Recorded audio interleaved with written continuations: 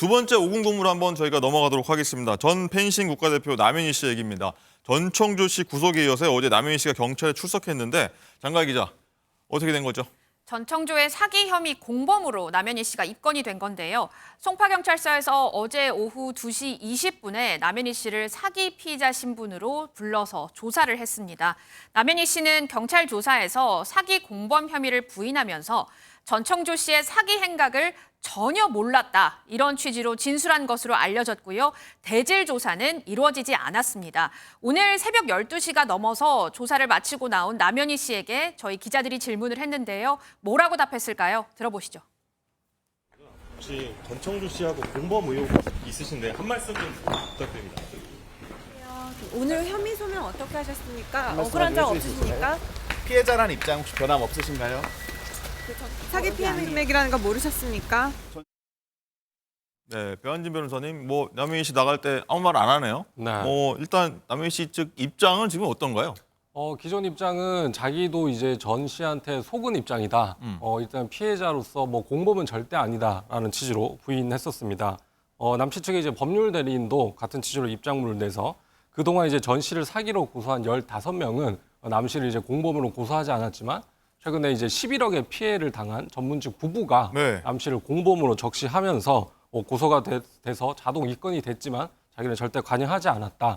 고소가 됐지만 하지 않은 일을 했다고 인정할 수 없다. 이런 취지로 극구 부인을 한 걸로 알려져 있습니다. 일단은 최근 11억 이상 사기당한 그 전문직 부부가 일단은 공범으로 고소를 했는데 어떻게 해석을 하십니까? 일단은 저도 고소 대리를 많이 해봤지만 고소인 입장에서는 그 자력이 있는 사람들을 최대한 피의자로 피고소인으로 특정해서 고소를 하게 되면 피해 회복의 가능성이 높아지기 때문에 그런 측면을 고려해야 될 것이고, 하지만 무턱대고 피해 회복이 쉽다고 그래서 피고소인으로 특정할 수는 없는 것이, 고소를 하게 되면 무고죄 그런 처벌을 감수하면서 고소를 하기 때문에 허위로 고소할 수는 없습니다. 그래서 최소한 이 부부 전문직 부부의 경우에는 전 씨 외에 남 씨도 뭔가 관여를 했다라는 최소한의 증거는 가지고 있다. 이렇게 해석할 수 있습니다. 혹시요, 가장 이 사기를 많이 피해를 당하신 부부니까 남현희 씨가 일단 자기 고가 자동차 명품 다 제출했다고 하지 않습니까? 네. 경찰에. 그런 부분을 좀 현찰을 좀 받아서 이게 피해를 보상을 좀 변제를 받을 수 있나요? 그런 게 사실은 우선적으로? 사기의 피해 같은 경우에는 일단 원칙적으로 피해자한테 환불을 해줘야 되기 때문에 예. 만약에 그 범죄 수익금으로 그걸 구매를 했다라고 하면 어느 정도 회복은 가능할 것으로 보입니다. 배성 교수님, 이 남현희 씨는 일단 하지 않은 일을 했다고 할 수는 없다, 이렇게 좀 주장을 하고 있는데 아주 완강해 보입니다. 나는 공범 아니다. 근데 남현희 씨가 책임져야 될 부분이 이게 좀 묘한 말입니다. 방조와 공범이 영역이죠. 공범은 아니라는 겁니다. 네. 그럼 방조는 했다는 건가요? 그러니까 지금 하지 않은 일 본인이 안 했습니다. 그렇지만 아무것도 안 하면서 전청조가 무슨 일을, 나쁜 일을 벌이는 걸 그냥 방관했다. 그럼 그건 어떤 책임이 있나요? 그러니까 말하자면 이 말은 맞는 말이기도 합니다. 그런데 그 나머지 이면에 있는 거는 본인의 방조 관련된 부분에 대한 것도 분명히 본인 책임을 져야 돼요. 도덕적인 책임이든 민사적인 책임이든 형사적인 책임이든 그 부분에 대한 걸 좀 묘하게 말씀하시는 것 같아서 이건 참 이중 삼중적인 의미가 좀 있는 것 같고, 의지는 완강해 보이는데 약간 좀 회피하는 부분이 있지 않을까 싶습니다. 회피하는 부분이 있다. 일단 배한진 변호사님, 네.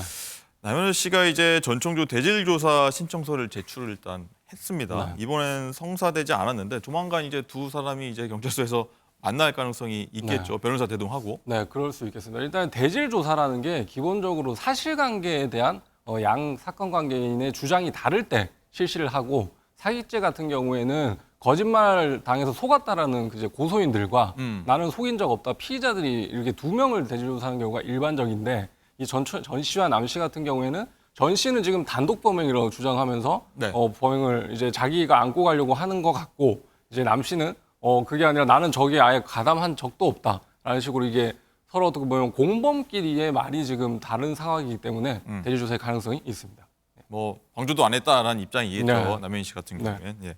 배성 교수님, 이제 대질 조사를 남현희 씨가 신청한 건요, 일단은 자기가 앞서 주장한 것처럼 나 공범 혐의가 전혀 없고 떳떳하다, 이런 좀 강경한 그런 입장일 거 아니에요. 손해 볼 건 없죠. 당연히 이렇게 떳떳하다고 얘기를 하지만 대질 조사를 해도 되고 안 해도 사실은 본인한테 손해될 거 없지만, 글쎄요, 변호사님 말씀하신 것처럼 지금 이 대질 조사 과정에서 분명히 감정적인 싸움이 날 겁니다. 감정적인 그죠? 싸움. 그러면 근데 그거를 우리가 맡은 대질이라는 게 마주 보고 이런 것이 아니라 약간 좀 띄워놓고 변호사분들이 중간에 있고 이런 상태이기 때문에 네. 사실 그런 부분도 있기 때문에 이런 얘기를 하는 것 같습니다. 알겠습니다. 지금도 피해 규모가 계속해서 늘어나고 있는데요. 이 장가 기자, 지금까지 전청조 관련해서 경찰에 접수된 고소 고발 건이 뭐 하룻밤 사이 더 늘어났다고 해요. 그렇습니다. 지금 전청조 씨 관련해서 고소고발이 11건 그리고 진정이 1건 이렇게 들어왔는데요. 송파경찰서에서 병합해서 지금 처리를 하고 있고요. 이 중 한 건은 남현희 씨도 공범으로 적시가 돼서 조금 전에 남현희 씨가 피의자 신분으로 조사를 받았다 이렇게 전해드렸습니다. 네. 현재까지 경찰이 파악한 피해자는 20명, 피해액은 26억 원입니다. 배상훈 교수님, 전청조가 지금 1년도 안 되는 기간에 수십 명한테 지금 사기를 친 희대의 사기범이 좀 돼가고 있는데 배짱이 좀 보통이 아닌 것 같은데 교수님 보기에는 어떤 유형의 그런 사기꾼이라고 보십니까? 아마 심리 지배형, 이제 영어로 죄송합니다. 서브오디네이트형.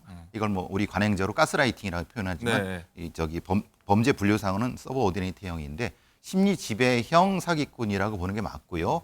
약간 쉼 없이, 그러니까 한 번에 할 때 여러 걸 동시에 하는 사기꾼 같습니다. 그러니까 보통 사기꾼도 이제 뜨문뜨문 이렇게 어떤 시점을 보면서 하는데 전청조는 그것이 아니라 한 번 하고 그 수익금을 다른 쪽이 쓰고 다른 쪽에 쓰고 지속적으로 한 번에 그 규모를 키우는, 그 다음에 잠깐 휴직이 있다 다른 걸 하는 이런 방식의 독특한 특징을 보이는 것 같습니다.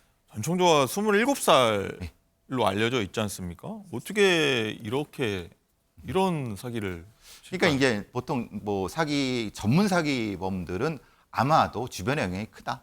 특히 알려진 것처럼 아마도 부친의 영향이 좀 있지 않았을까라는 생각도 해봅니다. 또 수감을 좀 많이 했지 않습니까? 그렇죠. 성과가 예. 꽤 있는 걸로 아는데 그런 과정에서 그런 주변 사람들 네. 그런 것도 좀 영향이 있나요? 문화적인 또 모방, 사기는 모방이 되게 심하거든요. 굉장히 빠르게 배웁니다.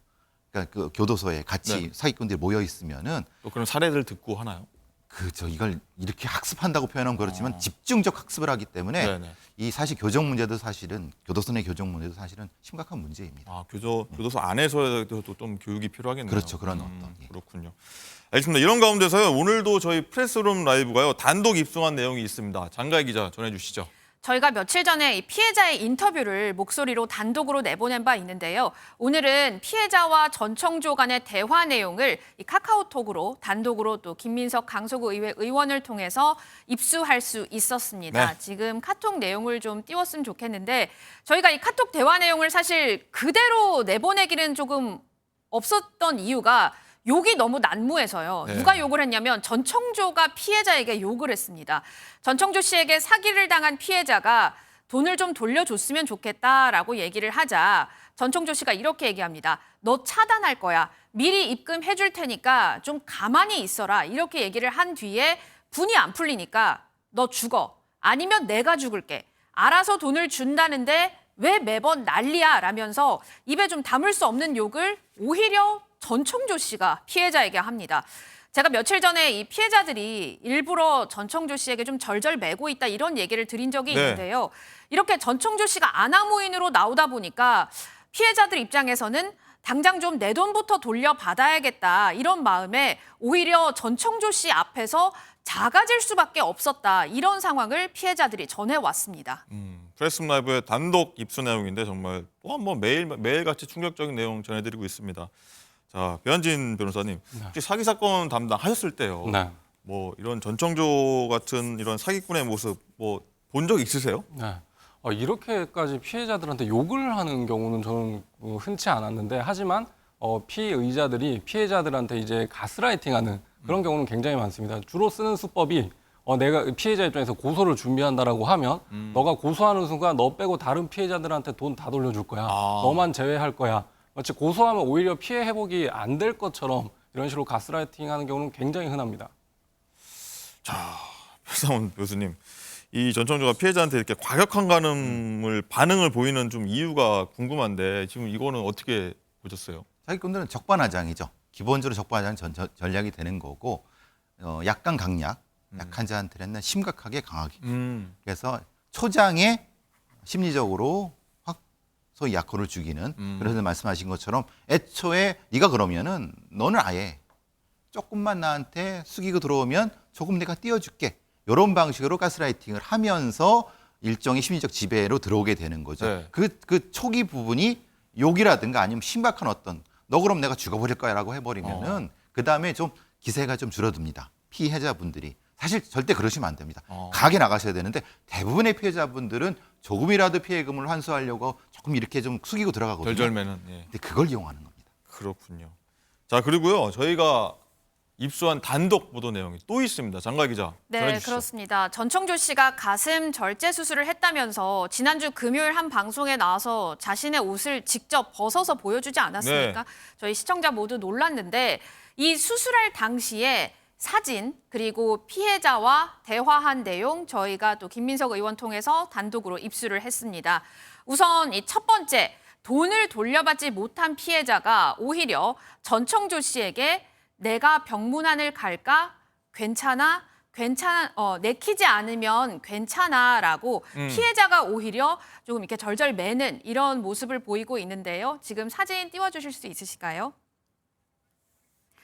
네, 그리고 전청조는 이 내용에 대해서 내키지 않아라고 오히려 자신이 좀 거절을 하고요. 그리고 또 하나 짚을 게 있는데 남현희 씨는 분명 성전환 수술을 받았다는 이 전청조 씨에게 동정심을 가졌다라는 말을 했고 또 어느 날 자신의 옆에서 누워서 본인이 남자라는 걸 전청조 씨가 노출시켰다 이렇게 언급을 했는데 그랬죠. 전청조 씨는 꾸준하게 남현희는 처음부터 줄곧 전청조 씨가 여자라는 거를 알고 있었고 철저히 우리 둘은 타인들에게 숨겼다라고 했어요. 또 너 여자인 거 들키겠어 라면서 남현희 씨의 권유로 가슴 수술을 했다고 했습니다. 그러니까 이 남현희 씨의 말이 조금 앞뒤가 안 맞는 게 되는 건데 관련 발언 다시 한번 들어보시죠. 남현희 씨가 저한테 진짜로 너 가슴 때문에 여자인 거 사람들한테 들킬 것 같대 라는 발언 정말 했고요. 그래서 그것 때문에 저도 고민하고 수술을 했고 수술하고 난 다음에 남현희 씨가 저한테 편지 쓴 사진이 캡처된 게 하나 있어요, 메모로. 너가 가슴 수술을 해서 뭐 이런 게 아니라 그냥 너의 앞으로의 삶에 너가 큰 수술을 앞두고 뭐 이런 식의 대화 내용인 거예요. 어느 날 이제 제 옆에 누워서 이제 본인이 남자라는 거를 노출을 시킨 거죠. 근데 그 노출이 보여주는 노출이 아니라 제가 좀 당황스러운 그래서 저는 이제 너무 당황스러웠어요. 왜냐면 제가 살아가면서 그런 분들은 제가 보지 못했으니까요. 저는 실제로 보지는 않았어요. 사람 대 사람으로서 존중해 주고 싶었고 분명한 거는 제가 몸을 봤을 때는 사실 중요 부위 빼고 나머지는 봤기 때문에 뭔가 뭘 차고 있거나 그런 건 아니었거든요. 네, 뭐 갈비뼈 수술이 큰 수술도 아니고 본인은 알고 있었고 연고 발라주기도 하고 드레싱도 본인이 해주고 그랬던 건 맞아요. 호르몬 주사 맞으러도 같이 갔고요. 조금 전에 보였던 사진 수술실 같은 사진인데 뭐 수술한 것처럼 보입니다. 그것까지 거짓말은 아닐 것 같고요. 일단 변호사님, 두 사람 주장 계속 엇갈립니다. 맞습니다. 이게 결국 사기죄 기만과 좀 관련이 있다 보니까 뭐 전 씨는 남 씨도 뭐 알고 있었고 마치 이제 사기를 하는데 좀 더 수월하게 하기 위해서는 뭐 수술이 필요하다는 식으로 네. 남 씨를 좀 엮어가려고 하는 것 같고 남 씨 입장에서는 전혀 몰랐고 이미 남자로 알고 있었다라고 변수하기 때문에 이 부분은 향후에도 계속 뭐 주장이 엇갈릴 걸로 예상이 됩니다.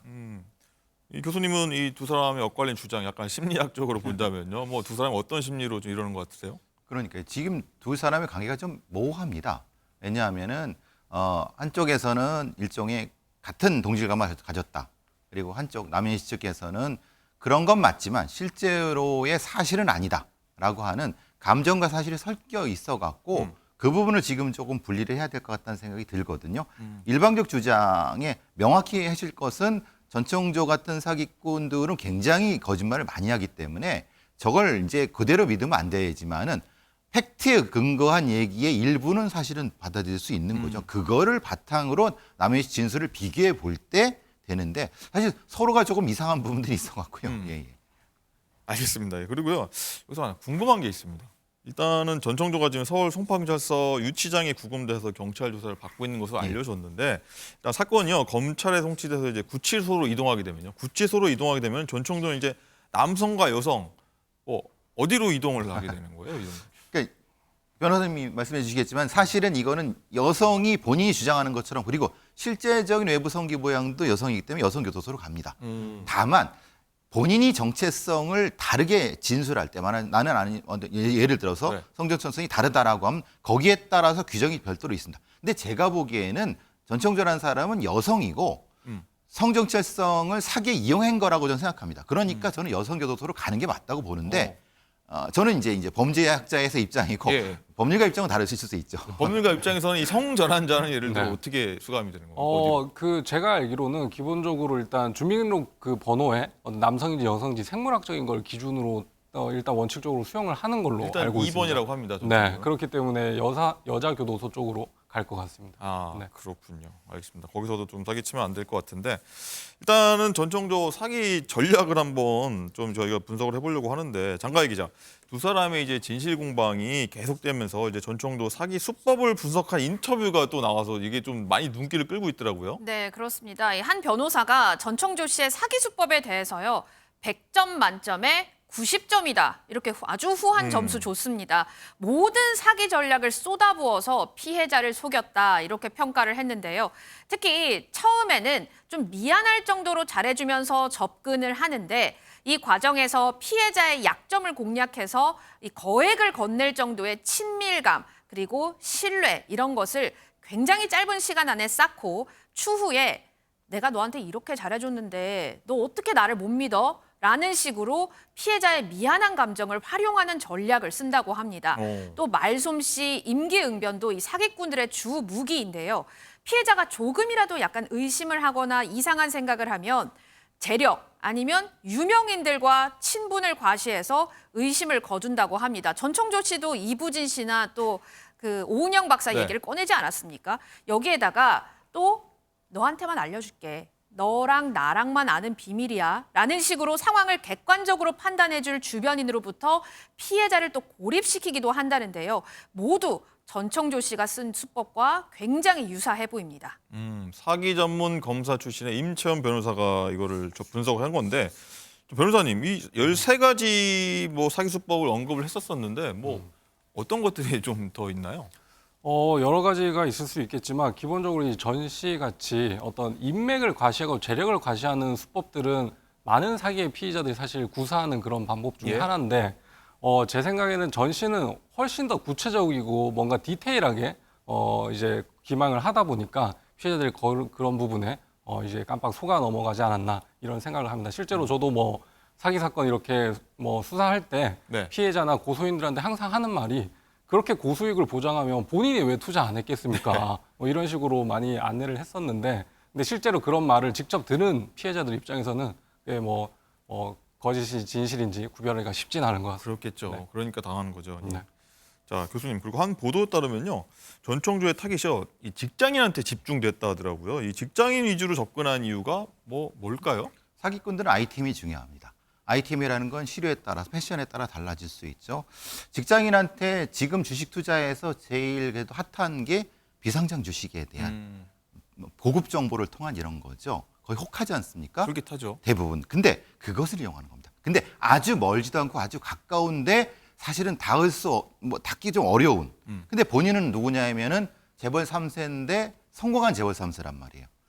직장인들이 보기에 상당히 어떤 선망을 할 수 있는 거죠. 그러니까 그런 여러 가지 아이템들을 섞어서 사기치는 게 가장 전청조의 수법이라고 볼 수 있습니다. 특히 이제 뭐 대학생분들이라든가 아니면 직장인들 이런 분들한테 조금 처음에는 조금의 저에게 컨설팅비를 통해서 뭘 하다가 너만 알려줄게라고 꼬신 다음에 고액의 컨설팅비를 이런 방식으로 지속적으로 반복. 그래서 직장인들이 아주 그 전청조한테는 아주 적극적인 피해 대상이 되겠죠. 교수님 말씀 주의 깊게 들으셔야 될 것 같습니다.